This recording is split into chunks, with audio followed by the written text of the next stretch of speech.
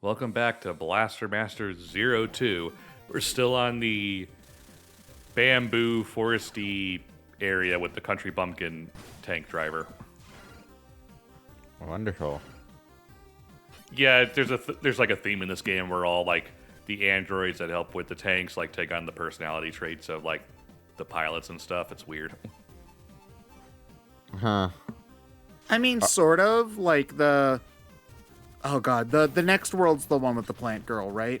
Yes. Is there ever a tank android thing that's not a cute anime girl? Yes. Oh, okay. So they do subvert that. That's interesting. Yeah, because the pilot for the next planet is a plant girl, so her android person is a man. All right, so the android is always the opposite gender? Okay. Conveniently, yes. Yeah, because I don't know. The plant girl is also the most egregious thing in this entire game in terms of we will see why, because I don't want to spoil that part of her. Yeah, Oh. it's Suddenly, It's- I'm really sorry it exists, and I don't know why. oh man, I do remember liking the platforming in this stage though, with the bamboo that juts out. Like I remember thinking that was a fairly clever and fun thing to go through. Yeah, and then we're getting a really different kind of power up for the tank here. Yeah, that's his tank there. Looks much smaller than ours considering the overworld size, but whatever. Oh, I forgot that he had a dragonfly. What? A dragonfly friend instead of a frog friend too.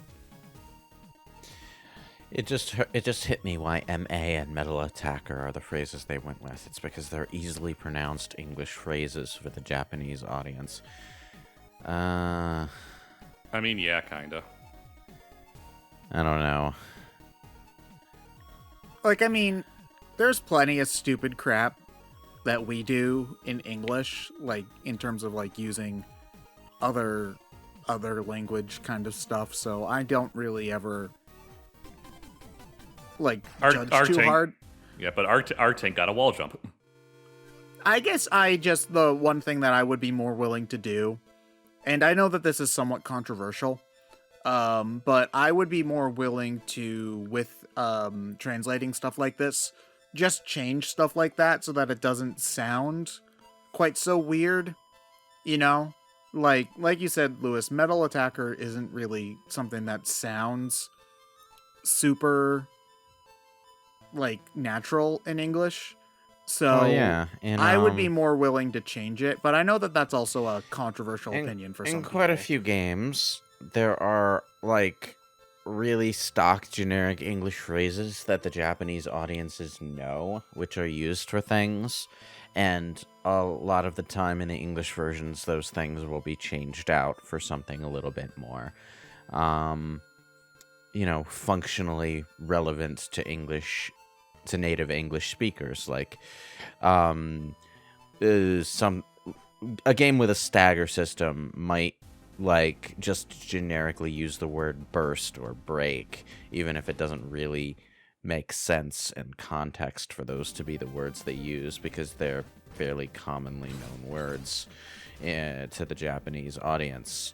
But when those games come to the West, we'll actually change them out for the English words that make sense, such as stagger.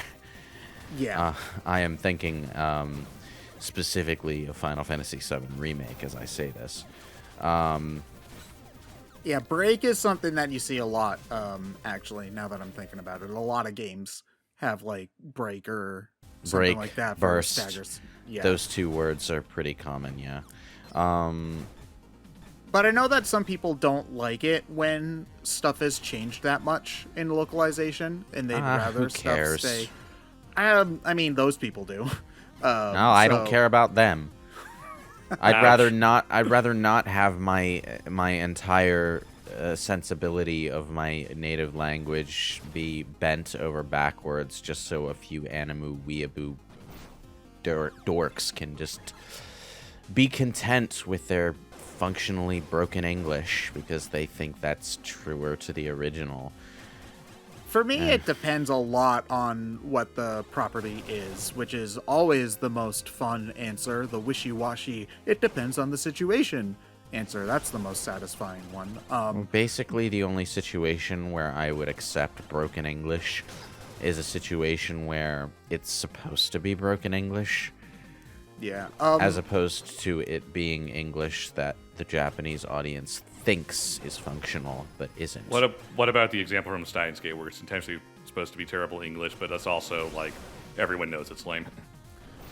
Wait, well, I what? mean that can work. Like Wait, the first thing Bane- I think of is the rocket Okay. grunt from Pokemon. Yeah. Like but that works. to elaborate more for Lewis, since he was asking, okay, so the main character runs into basically a black guy in Japan. So he tries to talk with him by speaking jive. Effectively. Well, yeah, okay, that makes sense. What doesn't make sense is the voice actor they attach to that character also being terrible at English. That's which- actually one of my favorite jokes in Azumanga Daioh is they see a white person and the English teacher tries to talk to him, and then it turns out that guy's actually German and not and doesn't speak Not British. English. Yeah. So she runs away in a panic because he doesn't know what to do. Yeah, but like when it comes to localization stuff, for example, one thing that bothers me is when anime manga games will keep in the san or sama or like oni-chan or Honorifics. whatever. But here's the thing, unless if it's like actually set in Japan. If it's actually set in Japan in like a modern day sort of setting, it doesn't bother me there. Which maybe is a little bit weird, but that's what I mean by it depends on the situation. It's a matter of, unfortunately, there is no way to really translate that. Yeah. So the only way to kind of get that relationship point across is to just use them and hope people understand it. Yeah, but I think it's fair to use it in a setting like, you know, your typical like slice of life Japanese setting. Well, there was actually like one context, and this occurs like exactly one time in Mass Effect 1, where there's one character who uses Japanese honorifics because she's it's implied she's actually speaking Japanese and the translator device is just translating it to English in real time, so it just doesn't translate the honorifics because it can't. So that made sense. But like, okay, I agree with like games that are set in Japan. It makes a certain amount of sense to keep that stuff active. What I don't agree with is attempting to keep it in any in like, okay, it would be extremely odd if, say, in the Full Metal Alchemist dub, everyone was speaking English but keeping the Japanese honorifics in a setting that is very transparently supposed to be like German or something. I've never really been able to wrap my head around that particular combination of dub choices when Well, most don't is the thing, which is thankfully. that it's something that Okay. certainly happens a lot less nowadays, for sure. Yeah. Because the manga I'm reading right now, like Promise Neverland, they don't do that either, and everybody in that series is like different ethnicities and stuff like that. Technically, they're not even on the real world, so oh crap, I spoiled it. No, but yeah, that's also a really good manga, by the way, and you should read it. don't worry. Have you watched it? The I title have not watched the anime, but I've been keeping up with the manga. Don't worry, the title Azumanga Daioh is so gibberishly nonsensical to me that I won't even remember what it is the Well- next time I hear it. Oh, Well, no, the not off- the- Azumanga the- Daioh. I'm talking about Promise Neverland. You would like Oh. Promise Neverland, Lewis. What? But Yes, yeah, I you think would. you would. But it's actually Azumanga Daioh is actually not gibberish. The author is Kiyohiko Azuma, and it was written for like Dengeki Daioh magazine. So the title literally just means Kiyohiko Azuma's manga for Daioh magazine. That still sounds like gibberish to me. I mean, I mean, I know Japanese titles have meaning in Japanese, but I don't speak Japanese, so it's gibberish to me. I mean, it's better than the light novel titles that are like 3 sentences long. I can't believe that my twin stepsister got into an alternate reality where she's a mermaid and I'm not a mermaid. What? Your average isekai light novel title. You're not wrong. Is the sad part. You see, I thought, is it wrong to pick up girls in a dungeon was being slightly clever with its title, No. but no. You see, I actually, well, the funny thing is that nobody actually in the West calls it that. They all call it Danpachi. Danmachi, yeah. Danmachi, okay, yeah. And Why all would they call it that? That sounds because ridiculous. it's a shortening of the Japanese The Japanese name. title. Because they Why don't would want they? to. Because they don't want to say, is it wrong to pick up girls in the dungeon every time they're talking about the series? I So they just suppose. use the Japanese abbreviation for it, which is just Danmachi. Is that why? Is that like how everyone calls the Warriors series Muso games, even though not Yeah. a single one of them is ever titled Muso in English? Yeah. Basically, yeah. It just- it's also part just to like tell you what the genre is, because it's not strictly a Dynasty Warriors thing, because other obviously game series do that kind of.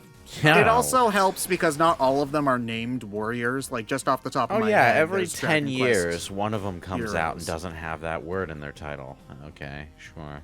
Yeah, but I mean, it's for clarity, and it also just, honestly, like, I'll defend that one because it's easier to say, like, oh, I'm playing the Warriors series. Just doesn't sound right to me. I don't know. Whereas, like, I don't have a problem saying, like, oh, I'm playing Hyrule Warriors, or this is Dynasty Warriors 6, or whatever. But if I'm saying, oh, are you a fan of Muso? It just seems to sound better than are you a fan of Warriors until you meet games? someone like, who's only ever seen the Warriors title and doesn't know what Muso means. In other words, everyone who isn't immersed in the gaming culture like we are. Well, here's the thing. That kind of is like saying, are you big into RPGs and someone who's It never took played me an RPG like before? 3 so. fucking years to get used to the word Muso as being related to that series, because all the games had the word Warriors in it, and that's just how I thought of it. But everyone was saying Muso games, and for the longest time I was like, okay, what's Muso? What are you talking about? You fucking nerds, stop that. So here's the thing. I agree with you as long as when people are doing it as a sort of gatekeeping kind of thing. Like, you hear this a lot with, like, slang in certain things, especially stuff like trading card games. People can be really bad about stuff like this. Like, people will refer to a specific type of card in something like Magic, Yu-Gi-Oh, or Pokemon, and then, you know, somebody who is newer to the game will be like, what the fuck do you mean by that? And then they're like, oh, you don't know this? Oh, because you're a baby card player, you don't know all this stuff. And it's like, when you're being like that, then yes, I agree with you. But when you're talking about, like, normal, reasonable people, and you're just like, nothing to do what's with your favorite? gatekeeping. What It is has- your favorite Muso game? And somebody's like, what? You can just say, oh, that's the nickname for Dynasty Warriors, and leave it at that. Oh, I forgot that Zordon was the boss of this world. Zordon with a mustache, yes. Yes, mustache. He looks like Heihachi, actually. Yeah, kind of. He Is needs he he needs better eyebrows, though. Looks more like Jinpachi with that beard. Yeah, because the hair, though, definitely gives me Mishima vibes. That's actually my favorite gag in Tekken, is that all of the Mishimas are balding except for the ones with the devil gene. So one of the endings in Tekken Tag Tournament 2 just have Lars, like, rubbing the top of his head, worrying about how he's thinning and he's only like 25, which is also really funny. Tekken is really stupid, by the way. It is but it is incredibly stupid, but it but knows it- it's stupid. So. It's the good Jason! stupid. Sorry, I had to. Yeah, I mean, it's also kind of weird having your anime protagonist be named Jason. Well, it's a reference to the American version of Blaster Master I wonder originally if they keep his name as the Japanese name in Japan. Probably. Yeah, I mean, I would imagine they would.